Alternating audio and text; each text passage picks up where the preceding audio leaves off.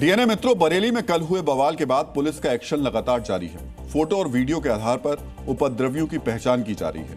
बरेली के चप्पे चप्पे पर पुलिस तैनात है।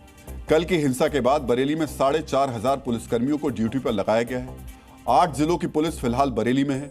800 महिला पुलिसकर्मियों को भी तैनात कर दिया गया है। सुरक्षा व्यवस्था के लिए पीएसी की 2 कंपनी है, जबकि रैपिड एक्शन फोर्स की 2 कंपनी। बरेली में 48 घंटे के लिए इंटरनेट बंद कर दिया गया है और अब एसआईटी की टीम हिंसा के एक एक गुनहगार का पता लगाने के लिए अपनी जांच शुरू कर चुकी है। जो भी लोग भीड़ लगाए तो कल वहां से खाली कर दें इस जगह को और अपने घरों को चले जाइए। बरेली में हालात सामान्य हैं, लेकिन इसके बावजूद इनपुट ये है कि जो भी शरारती तत्व है, हो सकता है माहौल खराब करने की कोशिश करें, जिसकी वजह से पुलिस आपको यहाँ पे चप्पे चप्पे पे नजर दिखाई देगी। ये वो इलाका है जहाँ से कुछ दूरी पर कल दंगाइयों ने पुलिस पर हमला किया था, पुलिस पर पथराव किया था, जिसके बाद हर इलाके में इसी तरीके से पुलिस डिप्लॉय कर दी गई है। पूरी रात पुलिस उन इलाकों में घूम रही थी जहां पर कल पथराव हुए और अभी भी अगर आप देखें तो पुलिस का मूवमेंट यहां की सड़कों पे है। इसी के ठीक पीछे के रास्ते पे कल पुलिस पर पथराव किया गया था और अब उसके बाद पुलिस इसी तरीके से मूवमेंट करते हुए लगातार लोगों को मैसेज ये दे रही है कि सड़कों पर पुलिस है और अब किसी ने इस तरह की कोई शरारत की, हंगामा किया तो और भी सख्त कार्रवाई की जाएगी।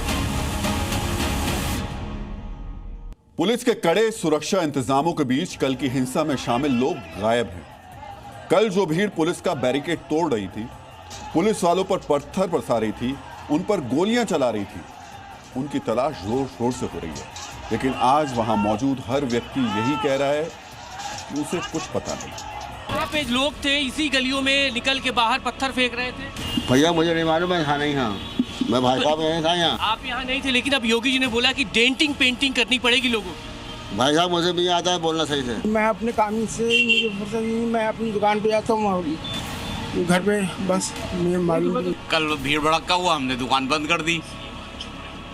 आज सुबह खोली, फिर कुछ अगर नाटकबाजी होगी तो फिर बंद कर देंगे दुकान। ये पत्थरबाजी करने वाले कौन लोग थे, कहाँ से थे, क्या देखा? इसके बारे में कोई जानकारी नहीं है हमें। हम तो 1 बजे नमाज के लिए हमने दुकान बंद करी, उसके बाद हमने खोली नहीं फिर दिन भर। इसके बारे में हमें इल्म नहीं है, मैं इलाज कराने अपना आया हूँ, दवा लेने के लिए, मुझे इसका इल्म नहीं। डीएनए मित्रों, कल लगभग 2000 लोगों की भीड़ ने बरेली में हिंसा फैलाने की कोशिश की। आज उन 2000 लोगों के खिलाफ एफआईआर दर्ज हो गई। उनके मास्टरमाइंड को गिरफ्तार कर फर्रुखाबाद की जेल भेज दिया गया। लेकिन हैरानी की बात है कि इलाके में मौजूद हर व्यक्ति कह रहा है कि मैं घटना के समय वहां नहीं था या मुझे कुछ मालूम नहीं। तो फिर हिंसा करने वाले लोग कौन थे? वो कहां से आए थे? क्या बिना तैयारी के ही पत्थरबाजी होने लगी?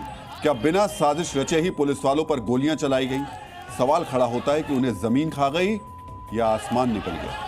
इसी इलाके में कल हजारों की भीड़ पत्थर बरसाती है और आज सब के सब लापता हो जाते हैं। ऐसे कैसे हो सकता है? बरेली के अलावा आज वाराणसी में भी आई लव मोहम्मद प्रदर्शन के नाम पर अराजकता फैलाने वालों पर कार्रवाई की गई। इस मामले में 8 और आरोपियों को गिरफ्तार किया गया।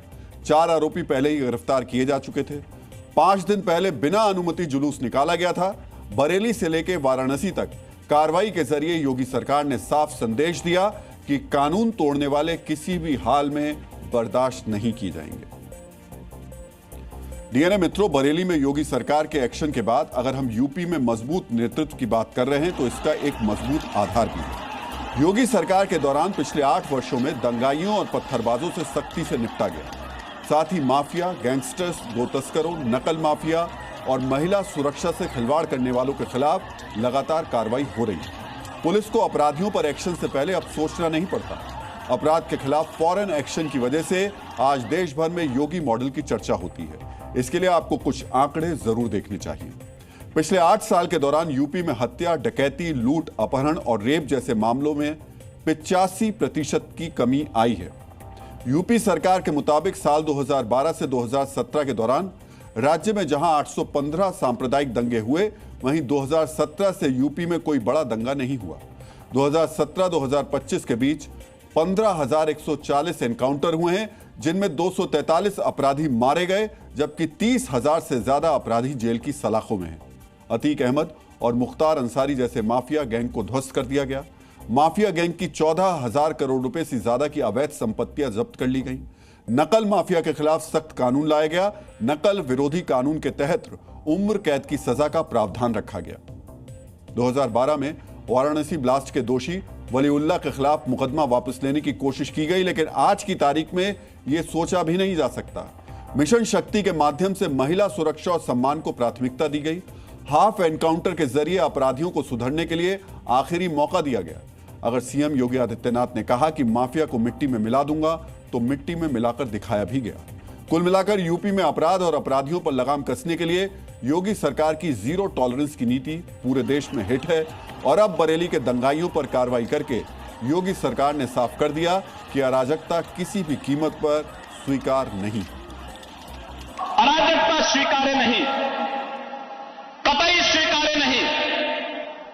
हम सम्मान सबको देंगे, सुरक्षा सबको देंगे, लेकिन अगर किसी ने सुरक्षा के साथ खिलवाड़ करने का दुस्साहस किया, निर्दोष नागरिकों पर हमला किया, बेटी की सुरक्षा और व्यापारी के प्रतिष्ठानों में आगजनी करने का दुस्साहस किया, तो उसको ही नहीं, उसकी कई पीढ़ियों के सामने ऐसी कार्रवाई करेंगे कि उनके लिए एक नजीर बन जाएगा।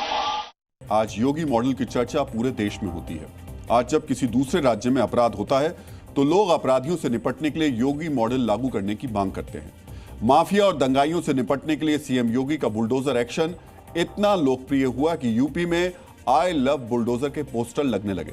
देश में 10 राज्यों की सरकारों ने योगी के बुलडोजर मॉडल को अपना लिया है। बीजेपी शासित राज्यों ने तो इसे अपनाया ही। हाल के दिनों में पंजाब सरकार भी ड्रग्स माफिया के खिलाफ कार्रवाई में बुलडोजर का इस्तेमाल करती नजर आई।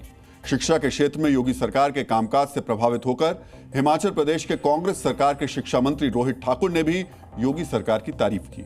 होटल ढाबों के बाहर नेम प्लेट लगाने का फैसला हिमाचल प्रदेश के मंत्री विक्रमादित्य सिंह को भी पसंद आ गया। उन्होंने हिमाचल में भी इसे लागू करने का इरादा जताया था। अब बरेली में दंगाइयों के खिलाफ कड़ी कार्रवाई करके और उन्हें अल्टीमेटम देकर योगी आदित्यनाथ ने एक बार फिर साफ कर दिया कि उत्तर प्रदेश में कानून व्यवस्था से बढ़कर कोई नहीं। आई लव मोहम्मद को लेकर चल रहे प्रदर्शनों पर उन्होंने एक लक्ष्मण रेखा खींच दी है।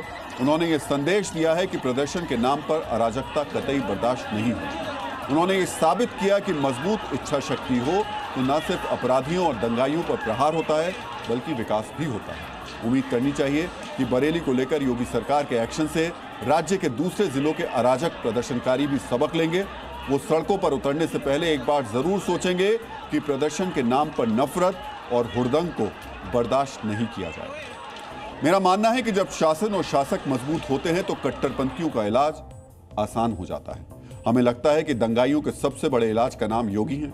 कट्टरपंथियों को काबू में लाने के लिए, उन्हें सुधारने के लिए योगी जैसा शासक जरूरी है। आपको क्या लगता है, कट्टरपंथियों के खिलाफ क्या योगी जैसा शासक जरूरी है? आप भी हमें अपनी राय दे सकते हैं। आप अपने जवाब हमें जी न्यूज़ के सोशल मीडिया हैंडल पर जाकर हाँ या नहीं में भेज सकते हैं।